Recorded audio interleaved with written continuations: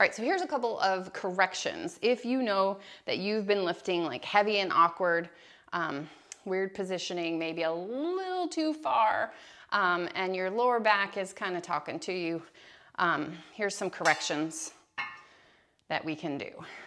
One is, if you're already on the ground, is to get in a position where maybe you can put your feet up a little bit on something, but to let your back have something to lay against, puts it kind of in a safe space, right? Ideally, something about this high is great, but we can just go into this position and you're fine. Do a little lifting, a little core activation. That's gonna be helpful. A couple of little crunches and breathing. So these muscles send a signal to the lower back opposite muscles that I'm gonna be a part of the team and we're gonna work.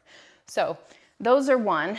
The other one I really like is if you can do this off of a bench or a ledge, a planter's ledge or something like that. If you can hold yourself, you can do it off of a chair as well. It's just hard because your hands are close together, to push your hips up. This is opposite of bending over, okay? So opposite of being here is gonna be in the other direction. So maybe you've got this. Watch your shoulders in this position. Don't crunch into your shoulders. I want you up nice and tall. So that's another possibility. The other one is just really opening up the front of the hips. So kneeling, okay, not a full like stretch forward, because we really want this location right here to stretch. So you want to do a pelvic tuck, and I want your glutes to activate. So from here, just this, I feel a heck of a stretch right here. If you need more, you can go a little bit more forward, but I'm keeping my ribs down and my hips forward. So I'm almost getting into bad posture to curl, because you'll actually feel more stretch there, okay? And that's surprisingly gonna send a message to your back that it needs to chill out, okay?